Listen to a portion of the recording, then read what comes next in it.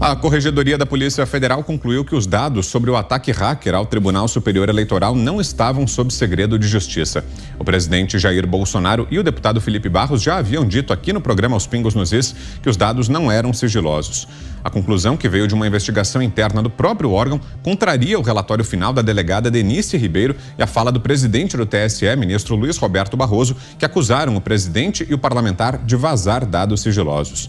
O objetivo da investigação da Corregedoria da PF era verificar se o delegado Vitor Neves, responsável pela investigação do ataque hacker, compartilhou indevidamente as informações do inquérito.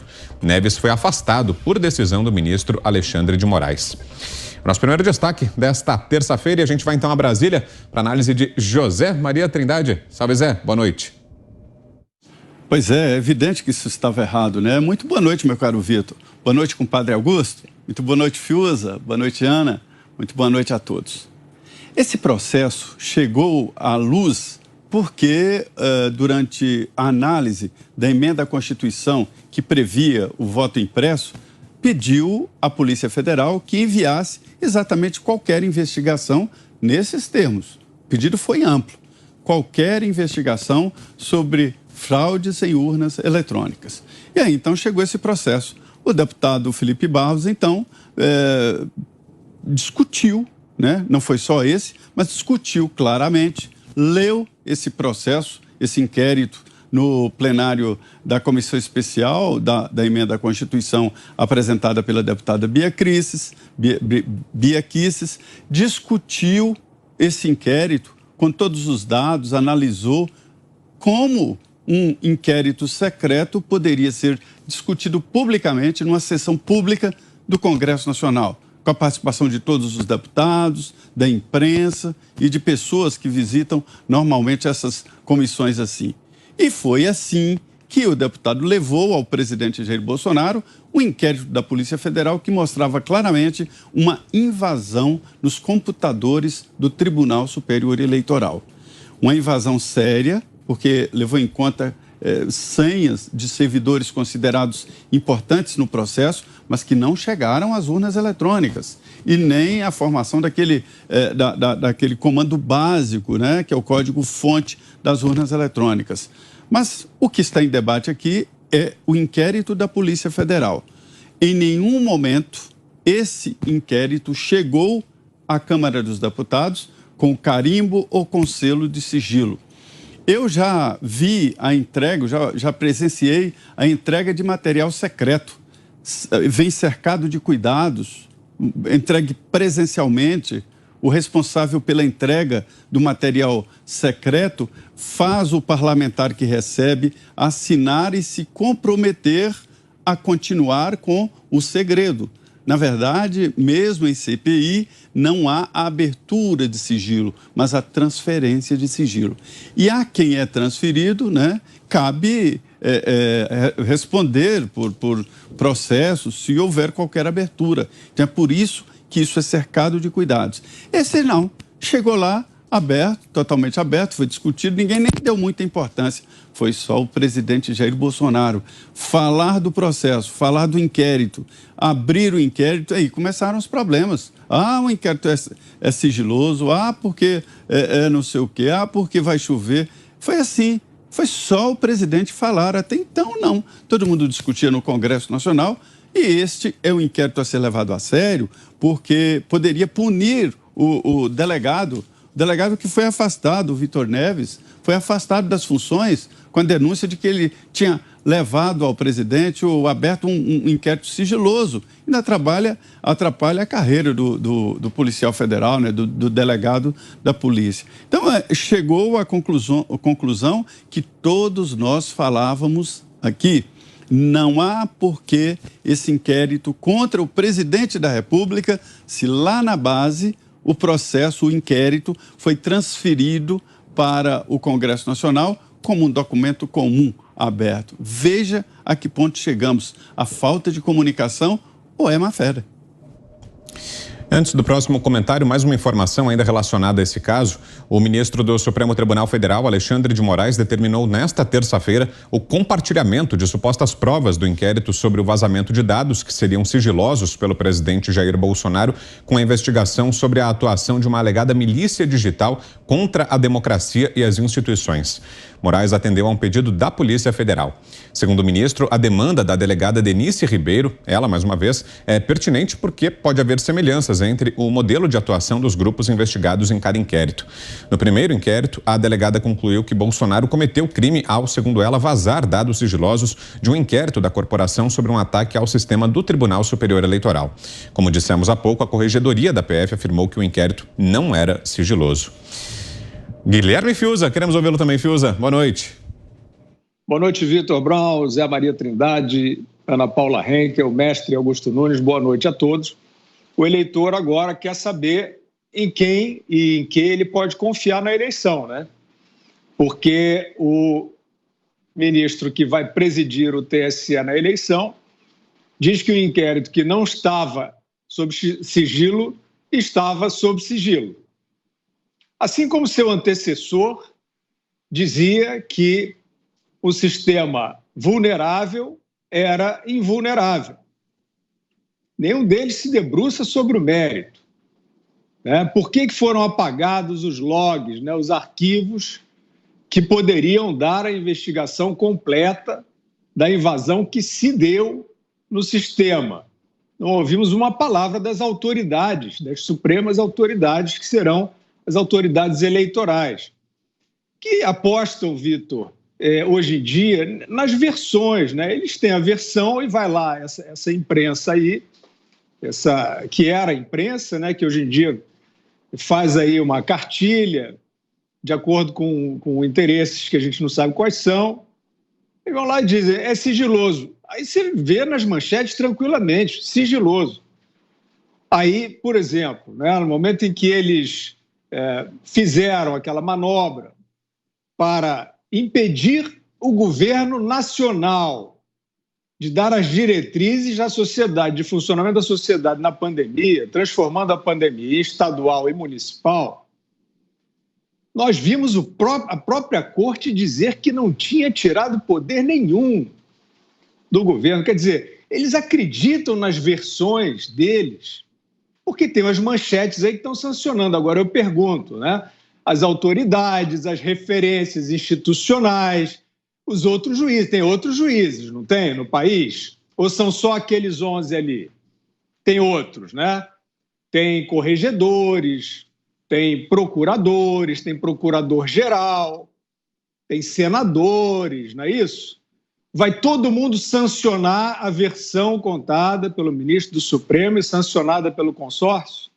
É isso que vai valer? Porque vale lembrar, Vitor, né, que o povo quer saber em quem pode acreditar, né, com esse fogo cruzado aí de informações, de fake news, de grife, né?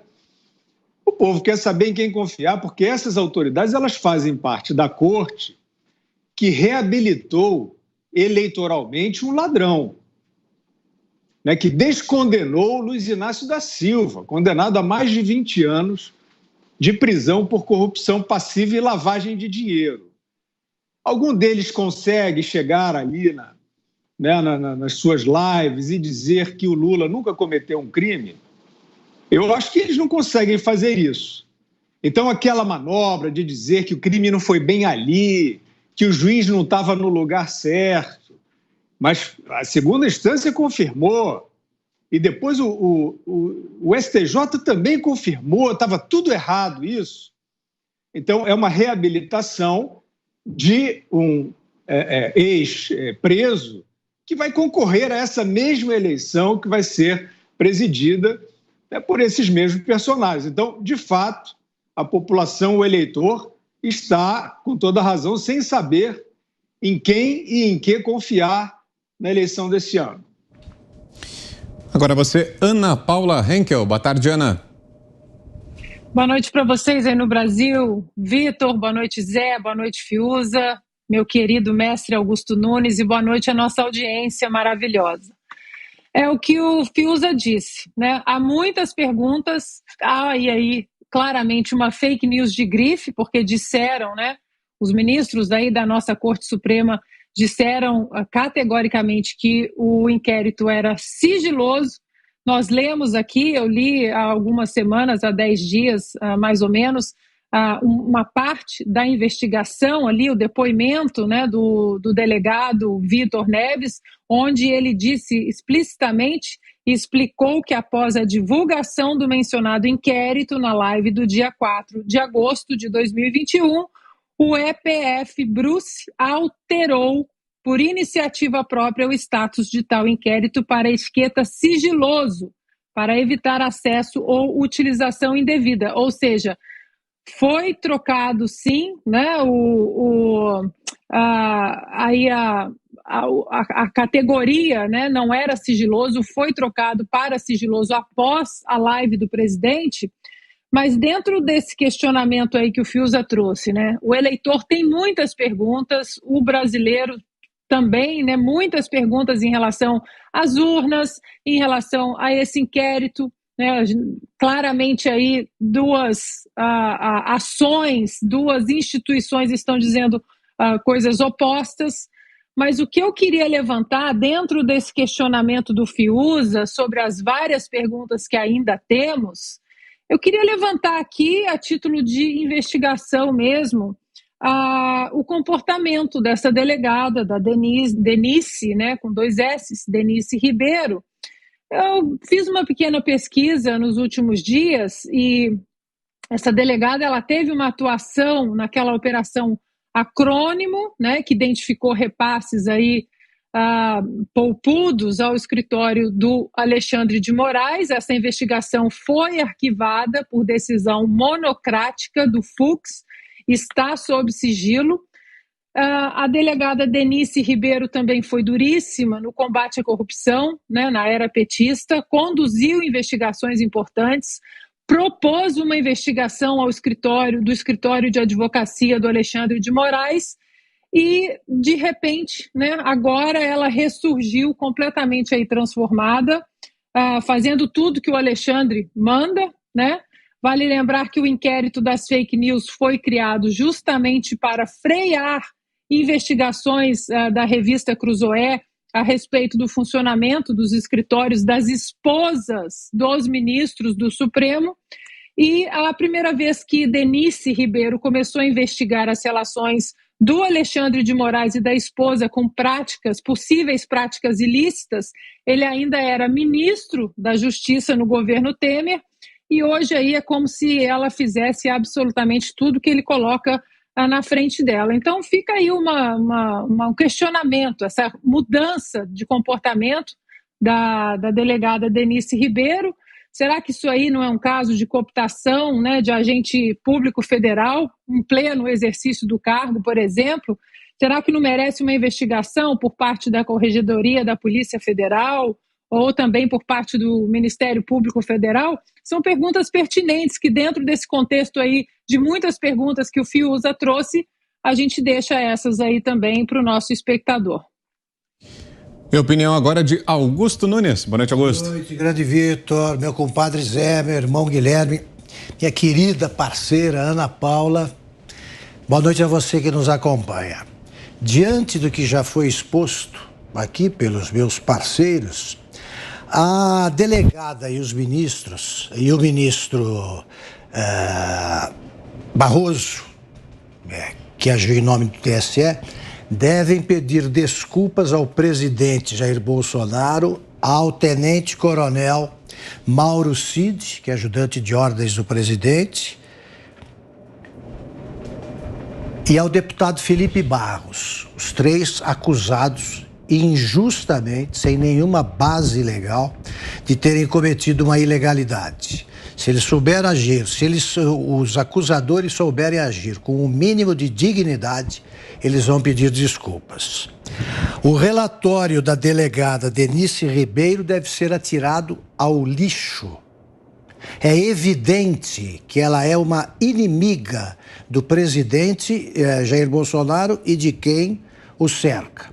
Por muito menos, o ex-juiz Sérgio Moro foi declarado suspeito, né, e foram anuladas as acusações legítimas, corretíssimas, feitas ao ex-presidente Lula e aos seus quadrilheiros.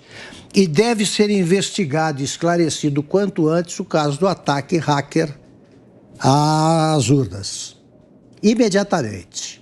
Agora, a delegada quebrou o sigilo telefônico do tenente-coronel Mauro Cid, telefônico total, né? Quebra de sigilo que atingiu recados, trocas de mensagens, tudo.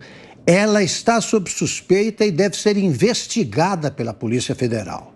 Caso de polícia é a delegada Denise Ribeiro. E o ministro Alexandre de Moraes, por perseguir o presidente, também deve ser declarado sob suspeição. Se não fizer isso, o Supremo vai dar mais um passo largo em direção ao penhasco da desmoralização total.